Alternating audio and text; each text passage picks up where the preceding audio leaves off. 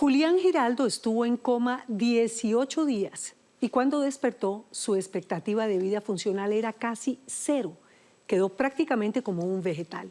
Por eso es como un milagro que sea él el que cuente su increíble proceso de recuperación, pero sobre todo su testimonio de amor incondicional, porque su pareja ha sido fundamental. Simón Posada conversó con ambos de la suerte de tenerse y de poder vivir juntos una segunda oportunidad. Me ha gustado mucho preguntarle a la gente, ¿a usted qué lo haría completamente feliz? Y Julián dijo, no, yo soy completamente feliz. Y desde ahí recuerdo que me llamó pues con mucho la atención la historia de Juli y sin darnos cuenta pues ya han pasado 18 años juntos.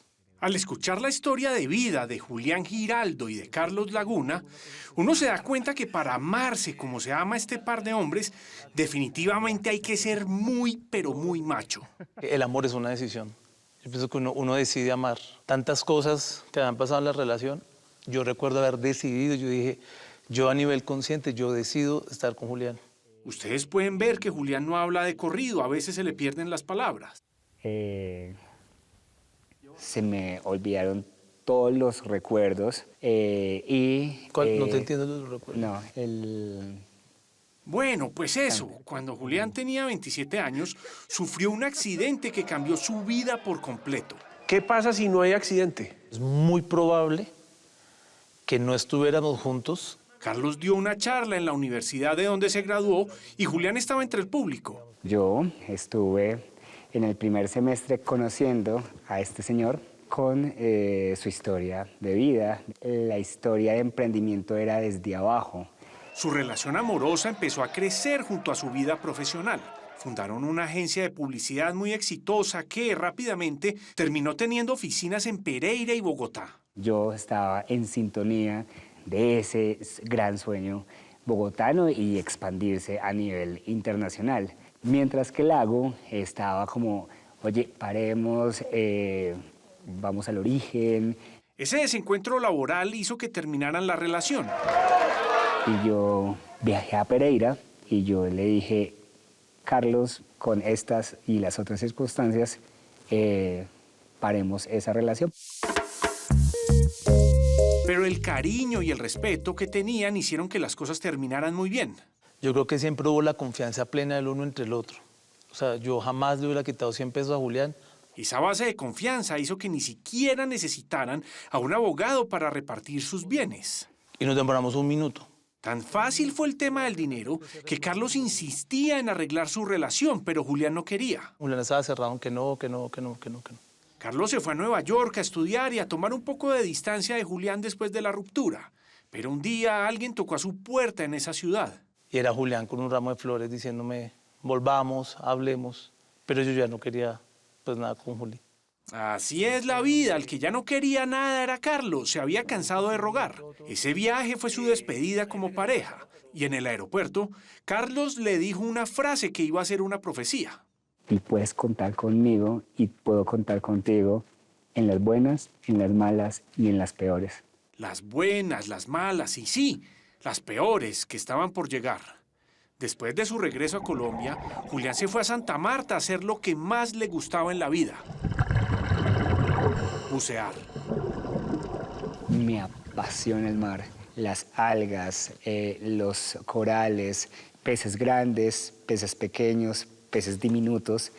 Amo el mar. En la última buceada, yo le dije al instructor, como siempre, la hora de volar es clave en ese tipo de situaciones porque el nitrógeno del buceo, del tanque, se dispersa a las 18 horas. Este punto es clave para entender. Así que, ¿quién mejor para explicarlo que uno de los neurólogos que atendió a Julián después de su accidente? Durante el buceo se producen unas burbujas de nitrógeno en este caso. Esas burbujas se acumulan en el torrente sanguíneo y cuando el buzo sube muy rápido, esas burbujas no logran disolverse rápidamente y se pueden ir a diferentes órganos, entre ellos al cerebro. Al irse una burbuja de nitrógeno o de aire hacia el cerebro, se evita que llegue el oxígeno, que es el que realmente es el que nutre a las neuronas, y eso puede producir infartos, o sea, una lesión del tejido cerebral. El instructor de Julián le dijo que podía volar pasadas las 18 horas y él se sintió tranquilo. Esa noche, ya en Bogotá, no se sentía bien. Tenía una jaqueca tremenda. Entonces me tomé una pasta y me acosté a dormir. El 21 de marzo de 2017, a las 6 de la mañana, me desperecé. Cuando me levanté, me caí. Intentó levantarse de nuevo. 2, 3, 4 veces se cayó sobre la cama. Estaba muy mareado. Como pude, salté a la cama y a las 6:30 de la mañana me desconecté por completo. Carlos lo llamó desde Pereira y Julián, que estaba en Bogotá, no le contestó. Tenían una reunión de trabajo. Nunca había pasado que llegáramos tarde a una reunión los dos. Carlos logró comunicarse con la señora que ayudaba a Julián en el aseo de su casa, pero era difícil saber cómo estaba porque había cerrado su habitación por una razón. Bueno, una razón un tanto infantil. Yo tenía muchísimo miedo de los fantasmas. Entonces, la forma de quitarme ese miedo es cerrando la puerta. Como los fantasmas no entran ni salen. No atraviesan paredes. Así. Entonces llamaron a un cerrajero. Cuando abren la puerta, Julián está orinado, riéndose. Llamaron a unos médicos a domicilio. Las cosas no pintaban nada bien. La ironía era que estábamos a solo 5 cuadras de la Fundación Santa Fe, en la 116 con 14, y no había una ambulancia en Bogotá.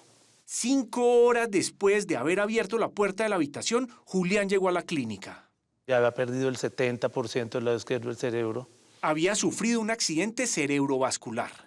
El nitrógeno producido durante el buceo bloqueó la llegada de oxígeno a su cerebro.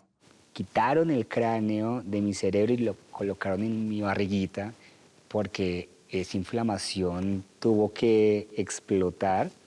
Aquí tengo la cicatriz, que es la cicatriz de guerra, pienso yo.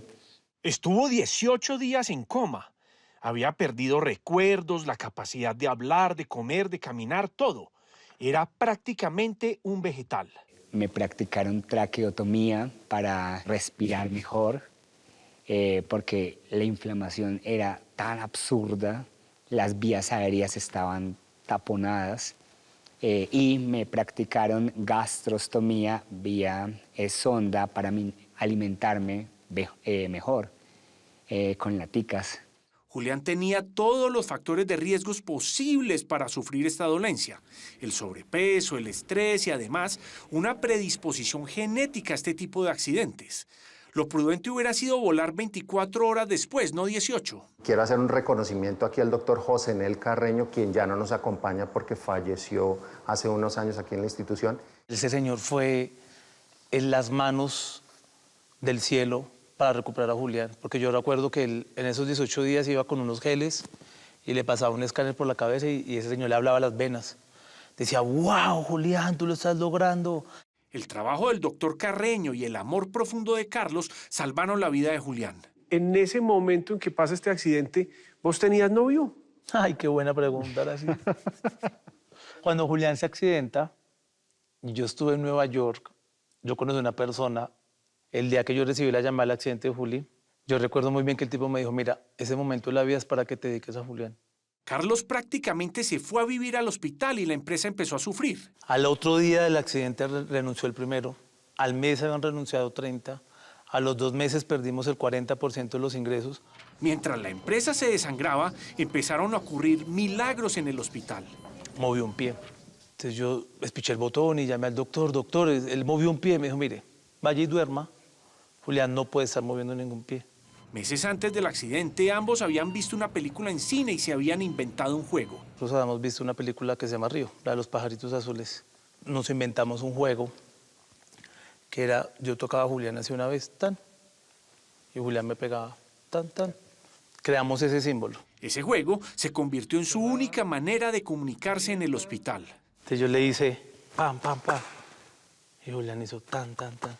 Y ahí obviamente sale la declaración de amor más profunda, de decirle que lo íbamos a lograr juntos, que no iba a estar solo, que nos íbamos a recuperar, que yo sabía que él me estaba escuchando, que estuviera tranquilo, que todo iba a estar bien. La historia de Julián trasciende más allá de la parte clínica, porque la historia de vida, de ver lo que pasaba en ese momento entre Julián y Carlos, cómo el apoyo emocional de una persona, de su compañero en ese momento, el volver cuando están las malas a ayudarlo, a salir adelante los dos, y lo que han construido, eso lo tiene que a uno hacer pensar muchas cosas bonitas de la vida.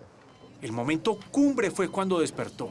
El día 1 yo desperté feliz. Y digo, desperté porque había un programa en MTV y había una canción de Katy Perry, Roar, que me acuerdo mucho escucharla, decir, las adversidades siempre van a surgir, pero está en ti recobrar todo como un tigre. Y empieza a gesticularla, toda la canción, sin emitir sonido, pero a cantarla. Entonces yo dije, doctor, él ya habla. Ver cantar a Julián se convirtió en el gran espectáculo en el hospital. ¿Y viste lo que te dijo? Dijo, Adri, estoy muy bien. El doctor Martínez no podía creerlo. Muestre a ver cómo es eso. Y apenas pusieron la canción, empecé a ver que Julián empezó. Y con el sentimiento y todo, se notaba que era una canción que le gustaba muchísimo. 12, eso. Con esa velocidad, Julián empezó a aprender de nuevo a hacer de todo. Pie derecho, muy bien, pie izquierdo. Volvió a la oficina 4 meses después como una forma de terapia. Como que nos propusimos no dejar caer a Julián en la categoría de discapacidad. Entonces siempre buscamos la forma en la que lo involucramos. A una junta donde no entendía nada, pero tenía que estar en esa junta. Y lo vas a traer hacia acá, hacia atrás. Un año después del accidente, Julián sorprendió a todos con una noticia muy arriesgada. Julián, bueno, les cuento que yo buceo mañana. Yo, ¿qué? Tú no puedes. Y saca el certificado del neurólogo. Sí, mire, aquí el neurólogo dice que sí. Mire, Julián, yo le he dicho tantas veces que no, que esta vez yo no le voy a decir nada. Si usted quiere, hágalo, porque el hombre es imparable, definitivamente. Julián regresó de su enfermedad más terco que nunca. Solo le hacía falta recuperar algo que había perdido antes del accidente. Yo, obviamente, estaba enamoradísimo del lago. Como el ave fénix renace de las cenizas, a mí se me abrieron los ojos y la boca de tanto amor tan indiscutible. Yo no puedo perder. Y me empeciné muchísimo. Y yo dije, no, yo no creo que seamos ningunos novios. Tengo la vida hecha un 8, o sea, al fin, ¿qué? ¿Para afuera, para adentro? ¿Qué hacemos? Pero luego, 6 meses después, buceando, Julián me hizo creer que yo me iba a certificar en buceo y era para pedirme la mano debajo del agua y todo el cuento. Y así fue. Julián logró engañar a Carlos y, debajo del agua, como para que no se le pudiera escapar, le pidió matrimonio. Ah, pero debajo del agua le dijiste que sí. Tocaba porque si no me cerraban. No, debajo del agua le dije que sí. Después de superar el accidente cerebrovascular, Julián ha logrado cosas increíbles. Hoy en día acaba de publicar un libro sobre su experiencia y llena escenarios contando su historia de tenacidad y superación. Muchas gracias. Pero quizá el mayor logro de su recuperación es haber construido un hogar con Carlos y adoptar a un hijo. Y empezó todo un proceso de cara al ICBF en la validación del tema psicológico, familiar, social, económico. Y son los primeros en Risaralda. Los primeros en Risaralda y de los primeros en el país como pareja homoparental. Para Julián ha sido un reto comunicarse con Noah, su hijo, y este ejercicio se ha convertido en la terapia máxima para su recuperación. Sencillamente lo amo como Dios me ama a mí. Yo siento que trascendí a amar a Noah tanto que mi vida la dejaría, no. Daría la vida por Noah. Era improbable que estos dos hombres volvieran a estar juntos. Y era aún más improbable que un accidente se convirtiera en la razón para salvar su relación, estar juntos de nuevo y además crear una familia. Hay 3 cosas que permanecen: la fe, la esperanza y el amor. Julián hoy tiene un tatuaje que dice milagrosamente bien, como el título de su libro. Y esta frase se convirtió en la gran lección de vida que deja su testimonio. Que el amor y la mente lo pueden todo, incluso vencer a la muerte.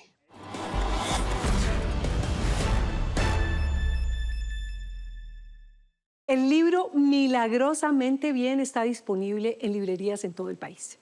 Y aunque el nombre de Julián está en la tapa, el escritor fantasma de esta obra fue, claro, Carlos, su esposo, que se sentó a escribir mientras Julián le dictaba y le daba ideas. Una pareja inseparable.